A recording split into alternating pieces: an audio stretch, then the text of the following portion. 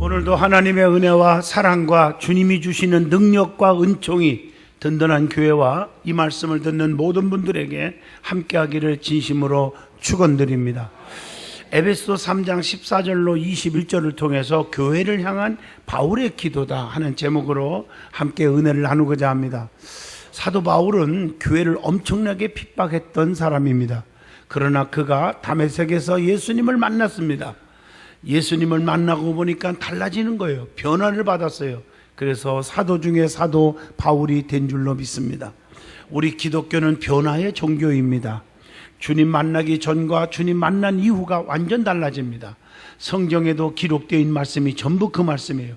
죽은 자가 예수 만나서 살았고 병든 자가 예수 만나서 살았습니다. 약한 자가 강해지고 미련한 자가 지혜롭고 눈먼 자가 보게 되고 문제가 해결되고 풍랑은 잔잔케 되고 이렇게 변화가 일어나요. 악한 자가 선한 자가 되고 남을 미워하는 자가 사랑하게 되고 남을 쑥덕거리는 자가 남의 허물을 덮을 줄 알고 용서하는 자가 되고요. 이렇게 달라지는 거예요. 그러다 보니까 하나님의 은총이 임하게 되어서 그래서 어떻게 됐을까요?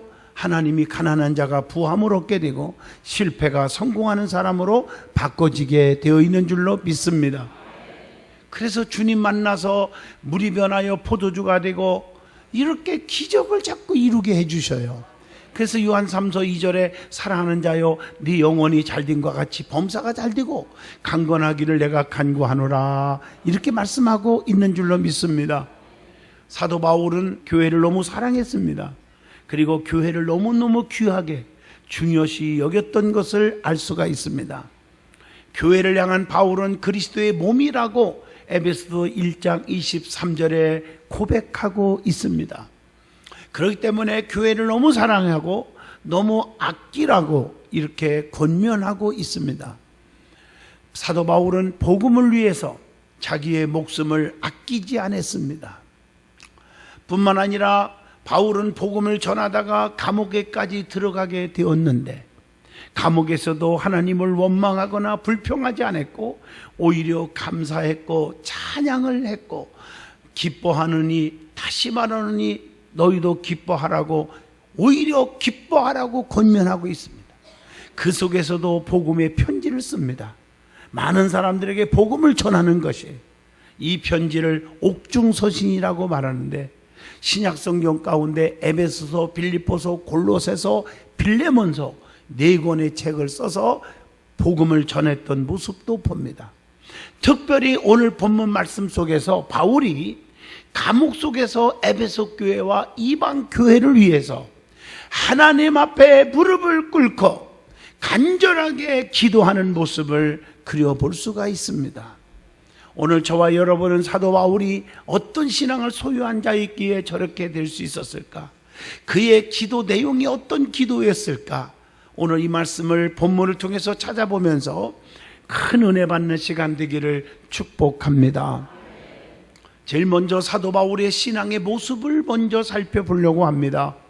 사도 바울의 신앙의 달라진 모습. 바울은 주님을 만나기 전에는 핍박자였어요. 행악자였지만 주님을 만난 이후는 완전히 거듭나서 변화의 사람이 되었다는 사실입니다. 그러면 바울이 에베소 교회에 보여준 모습이 어떤 모습이었습니까? 과연 우리는 예수 만나서 변화되었다고 그러고 거듭났다고 그러고 또 천국 백성이 되었다고 그렇게 말하면서 우리의 모습은 바울처럼 그런 모습을 보이고 있는지 우리가 말씀을 통해서 점검해 보자는 것입니다. 첫째로 사도행전 20장 19절 보면 모든 겸손과 눈물이며 유대인의 간계로 말미암아 당한 시험을 참았고 주님을 섬긴 것과 간절한 눈물로 교회를 위해서 기도했다고 하는 것입니다. 진정한 눈물을 흘릴 줄 아는 자가 진정한 사랑을 베풀 수가 있다고 하는 고린도 후서 2장 4절을 통해서 교훈합니다. 성도들의 안타까운 삶을 바라볼 때 울지 않을 수가 없다는 거지요. 빌립보 3장 18절의 말씀입니다. 그러므로 우리도 교회를 눈물의 기도와 사랑으로 진심으로 섬길 수 있기를 바랍니다. 두 번째, 바울은 겸손으로 교회를 섬겼습니다. 부르심에 합당한 삶은 겸손과 온유로 사는 것이라고 에베소서 4장 2절에 말씀합니다. 겸손의 삶은 예수 그리스도를 닮아가는 삶이에요. 그래서 마태복음 11장 29절에 나는 마음이 온유하고 겸손하니 나의 멍에를 메고 내게 배우라, 이렇게 말씀하고 계십니다. 뿐만 아니라 베드로전서 5장 3절을 통해서 일을 맡은 자에게는 주장하는 자세를 하지 말고 양무리들의 본이 되어야 한다는 것입니다. 세 번째로 바울은 담대하게 복음을 전하고자 했다고 하는 것이 에베소 6장 19절을 통해서도 알 수 있습니다. 때를 얻든지 못 얻든지 복음을 담대히 전하는데 힘쓰라고 디모데후서 4장 2절에 말씀했지 않습니까? 사도 바울은 사도행전 3장 16절을 보면 어디든지 복음을 담대하게 전했습니다. 하나님이 모세의 후계자 여호수아를 세울 때도 하나님의 영광을 위해서 쓰임받는 그 종에게 여호수아 1장에 보면 5절에 강하고 담대하라, 강하고 담대하라, 자로 나오르나 치우치지 말라. 그렇게 되면 내가 모세와 함께 있던 것 같이 너와 함께 있을 것이며 내가 너를 떠나지 아니하며 버리지 아니할 것이며 네가 어디를 가든지 무엇을 하든지 평탄하게 될 것이며 형통케 하리라, 이렇게 약속하고 있습니다. 우리 믿음의 사람들은 겸손해야 돼요. 야고보서 4장 10절에 주 앞에서 낮추라, 그리하면 주께서 너희를 높이시리라, 이렇게 말씀할 수 있어요. 고린도전서 4장 12절 말씀처럼 할 수 있는 대로 참아 보아야 합니다. 고린도후서 9장 6절 할 수 있는 대로 뿌려 보아야 합니다. 할 수 있는 대로 히브리서 5장 7절 눈물로 울어 보아야 합니다. 할 수 있는 대로 로마서 12장 19절 맡겨 보아야 합니다. 다 맡길 수 있어야 돼요.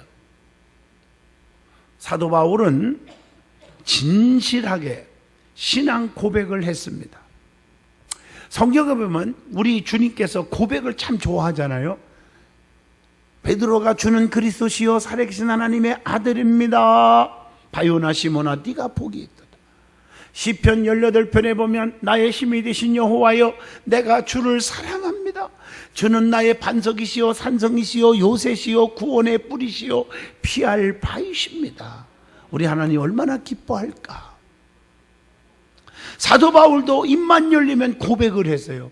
우리 믿음의 사람들은 입만 열리면 남을 쑥덕거리고 저주하고 기죽이고 상대방에게 힘들게 하지 말고 입만 열리면 남에게 용기가 되고 그리고 주님의 기쁨이 되는 그러한 믿음의 고백이 있어지기를 축복합니다. 첫째로 고린도전서 15장 31절 나는 날마다 죽노라, 이렇게 고백을 했어요. 우리의 혈기와 고집과 아집과 교만이 죽어야 돼요. 매일매일 내 자아가 죽어야 주님께 합당한 자가 될 수 있다고 마태복음 10장 38절에 말씀합니다. 주님을 따르는 자는 날마다 자기 십자가를 지고 사는 거예요. 누가복음 9장 23절에 보면 아무든지 나를 따라오려거든 자기를 부인하고 날마다 제 십자가를 지고 나를 따를지니라, 이렇게 말씀했어요. 그리고 주를 위해 죽으면 주께서 다시 어떻게 해준다? 살려주신다고 디모데후서 2장 11절에 말씀하고 계십니다. 두 번째로 고백입니다. 갈라디아서 6장 17절 보면 내 몸에 예수의 흔적을 가졌노라, 이렇게 고백을 하고 있어요. 예수 그리스도의 흔적이 있는 자는 그리스도와 더불어 왕노릇하게 된다고 계시록 20장 4절에 말씀했어요. 우리의 몸에는요 예수님과 마귀의 흔적 중 하나가 있대요. 계시록 13장 16절입니다. 그 성경에 양면으로 나누어져 있음을 계시록에 나오죠. 작은 자나 큰 자나, 또 부자나 가난한 자나, 자유인이나 종이나, 오른손에 이마에 표를 받는 자나 그렇지 못한 자가 갈라져 있어요. 우리는 예수의 영으로 능력으로 하나님 앞에 인침받기를 축복합니다. 세 번째 고백입니다. 그리스도의 남은 고난을 내 육체에 채우노라. 이렇게 골로새서 1장 24절에 고백을 합니다. 우리 몸에 고난을 채우면 위로로 넘치게 된다고 고린도후서 1장 5절에 말씀합니다. 하나님의 상속자는 영광을 얻기 위해서 고난도 받을 줄 알아야 돼요. 로마서 8장 17절의 말씀입니다. 그리고 네 번째 바울의 고백을 보면 로마서 1장 14절에 지혜 있는 자나 어리석은 자에게 다 내가 빚진 자로다. 여러분, 복음의 빚진 자예요. 그래서 우리는 빚을 갚아야 돼요. 그게 복음 전도입니다. 다섯 번째로 바울은 디모데전서 1장 15절에 죄인 중에 내가 괴수니라 이렇게 고백을 했어요. 더 은혜로운 고백이 있어요. 여섯 번째 고린도전서 15장 8절에 맨 나중에 만삭되지 못하여 난자 같은 내게도 주님이 보이셨느니라. 만삭되지 못하여 부족한 자라고 고백을 합니다. 얼마나 멋있어요. 여러분, 사도 바울처럼 귀한 자가 어디 있어요. 그런데도 자기 자신을 가리켜서 만삭되지 못하여. 우리는 조금만 신앙생활하고 뭔가 누가 알아주고 직분좀 가지면 목에 힘이 들어가고 왜 그런지 몰라요. 평신도보다 못할 때가 많잖아요. 우리 사도 바울은 영역이 생기고 하나님이 함께 하시는데도 불구하고 입에서 나오는 말은 나는 만삭되지 못한 자라고 이렇게 고백을 하고 있습니다. 그러니까 은혜가 더 충만해지는 거죠. 그러니까 하나님이 더 도와주시는 거죠. 일곱 번째로 고린도전서 15장 10절에 내가 나된 것은 하나님의 은혜로 된 것이니 하나님의 은혜로 되었다고 고백합니다. 지식과 명예와 권세와 재물을 자랑하지 않았어요. 로마의 시민권 가진 것을 자랑하지 않았습니다. 그리고 사도 바울이 믿음의 처세 방법을 배워야 합니다. 상황에 따라서 바울은 어떤 믿음의 처세를 보여줬을까? 고린도전서 4장 12절 13절을 보면 감동을 주고 있습니다. 첫째, 고린도전서 4장 12절에 모욕을 당한 즉 축복하고. 여러분, 남한테 모욕을 당할 때 저주하지 않고 축복을 해줬대요. 또 고린도전서 4장 12절 박해를 받은 즉 참고. 멋있죠? 성도가 환난을 당해도 담대할 것은 요한복음 16장 33절 때문입니다. 세상에서는 너희가 환난을 당하나 담대하라. 내가 세상을 이기었노라. 멋있잖아요. 예수 그리스도 안에서 경건하게 살고자 하면 뭘 받습니까? 핍박과 박해를 받는다고 디모데후서 3장 12절 맞습니다. 교회 안에서도 바르게 살고 진실하게 살다 보면요, 믿음 없는 사람들을 통해서 손가락질도 당하고 핍박도 받아요. 교회 안에서도요, 교인들끼리 왕따도 당해요. 괜찮아요. 그분이 하나님의 사람입니다. 고린도전서 4장 13절 보시면 비방을 받은 즉 권면하니. 여러분, 사람들 앞에 비방받을 때가 있잖아요. 권면하세요. 또 사람들이 볼 때 아무개 목사, 아무개 장로, 아무개 성도하고 누가 비판하면요, 그래 진짜 그랬다냐, 아유 그런 사람들이 왜 그러나 몰라. 합세하지 말고요, 동조하지 말고요, 조용히 그럴 수도 있고 네가 잘못 판단하는 거야, 그렇게 생각하지 마, 부정적으로 살지 마 하고 권면하라고 했어요. 권면을 안 하고 그냥 같이 합세하고 동조하고 예수님보다 상대방이 더 귀한가 봐.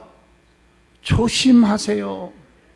성도는 비방을 받고 고통스러울 때는 누구를 생각해야 되느냐? 히브리서 12장 3절 낙심하지 말고 예수님을 생각하시기를 바랍니다. 그리고 로마서 12장 21절 악에게 지지 말고 선으로 이겨야 한다겠어요. 이기시길 바랍니다. 그리고 오늘 본문 14절로 21절을 보시면 에베소 교회를 향한 사도 바울의 간절한 기도가 나와요. 이 기도를 여러분에게 소개하면서 저와 여러분은 이런 기도가 있어지기를 바랍니다. 바울은 복음을 전하다가 감옥에 갇혀 있어도 에베소 교회를 향해서 간절히 기도했습니다. 그의 기도 내용을 통해서 은혜가 되기를 바랍니다. 첫째, 오늘 본문 16절입니다. 속사람을 강건하게 해달라고 기도했습니다. 성도들의 속사람이 성령과 말씀의 능력을 통해서 강건하게 하시며 능력 있는 성도가 되게 해주세요 하고 기도했다는 것이죠. 여러분, 속사람이 강건해지려면 어떻게 해야 돼요? 하나님의 능력을 받아야 돼요. 에베소서 6장 10절에 말씀합니다. 그래서 사도행전 1장 8절에 성령을 받으라는 거예요. 성령을 받아야 권능이 와서 예루살렘, 온 유다, 사마리아와 땅끝까지 이르러 증인이 될 수가 있는 것입니다. 교회 안에서 중직이라고 목에심만 주고 1년 12달 가도 한 생명도 건지지 못한다면 그건 성령 충만한 사람이 아닙니다. 성령에 충만하면, 성령이 임하시면 뭐가 와요? 은사가 나타나요. 은사. 사도행전 2장 1절로 4절에 막 방언하기를 시작하니라. 고린도전서 12장에 보면 9가지 은사가 쫙 나와요. 그래서 지적 은사, 지식, 지혜, 분별, 정적 은사, 방언, 예언, 통역, 의지적 은사, 믿음, 능력, 신유, 막 은사가 나타나요. 9가지 은사가 나타나니까 거기에 따라서 성령의 열매가 맺혀지는데 갈라디아서 5장 22절로 23절에 사랑과 실학과 화평과 온유와 자비와 양선과 오래 참음, 충성, 이런 것들이 막 쫙 열매를 맺어요. 그래서 내가 성령을 받았는지, 성령 충만하지 못한지, 성령 충만한지 마귀 충만인지 본인이 알려면요, 열매가 있는지를 보면 알아요. 꼭 성령 충만 받기를 바랍니다. 그래서 하나님이 주시는 영적인 능력, 전신갑주를 입으라고 에베소서 6장 14절로 17절에 권면하고 있습니다. 속사람이 강건해지면 어떻게 됩니까? 변하여 새 사람이 됩니다. 고린도후서 4장 16절, 에베소 4장 24절에도 그렇게 말씀하고 계십니다. 특별히 에베소 4장과 5장을 보면 새 사람이 변화된 모습이 나옵니다. 어떻게 변화됐습니까? 에베소 4장 25절 보면 거짓을 버리고 이웃과 더불어 참된 것을 말한다고 했습니다. 또 에베소 4장 26절을 보시면 분노가 있어도 오래 품지 않고 그것으로 죄를 짓지 않는다고 했습니다. 에베소 4장 28절을 보면 다른 사람들에게 부당한 이익을 취하지 않는단 말이에요. 도둑질도 하지 않아요. 에베소 4장 28절을 보시면 자신만을 위해서가 아니라 이웃을 위해서 노동의 수고를 행하게 된다고 말하고 있습니다. 선한 일을 한다는 것이죠.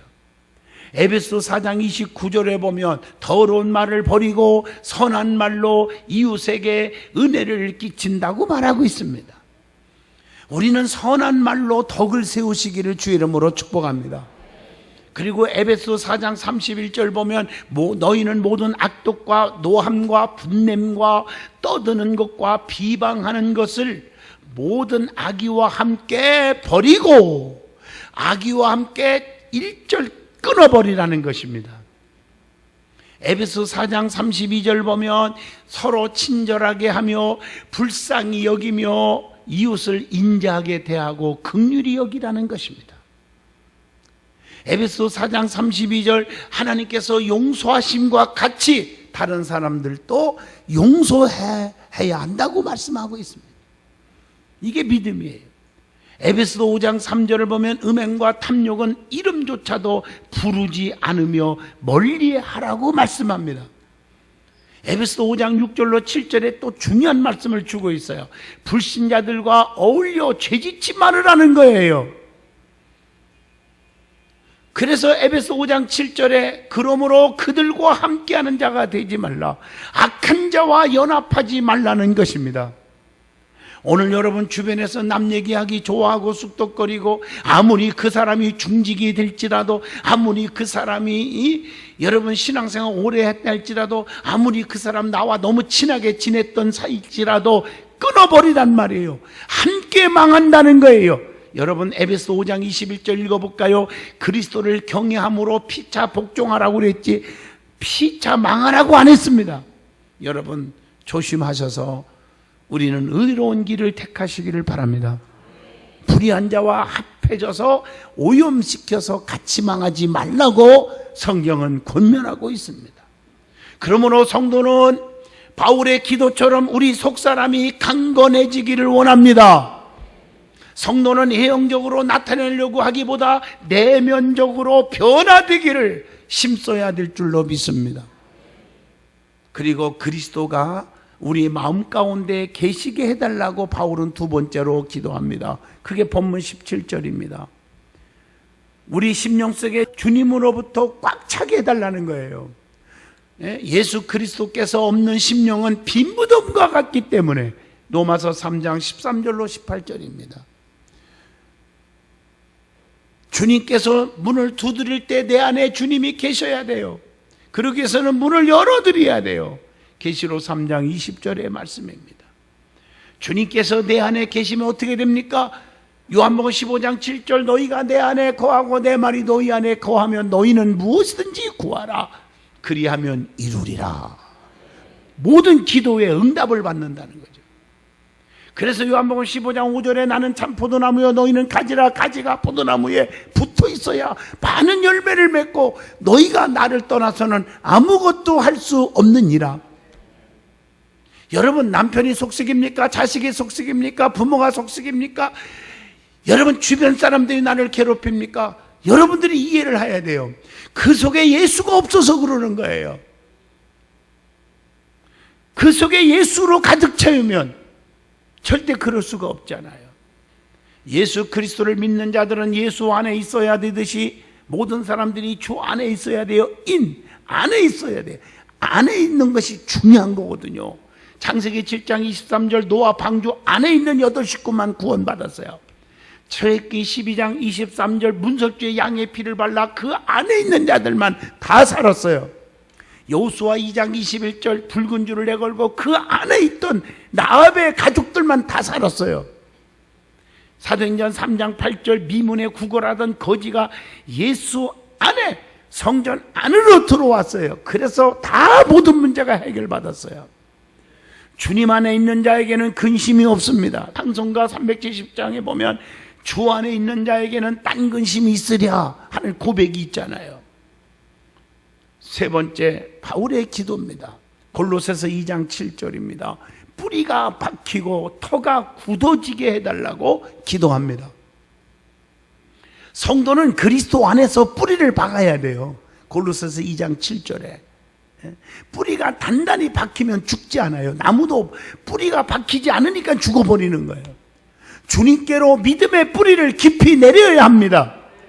비바람도 몰아쳐도 흔들리지 않게 그렇게 살기 위해서는 주님 앞에 뿌리를 내려야 돼요.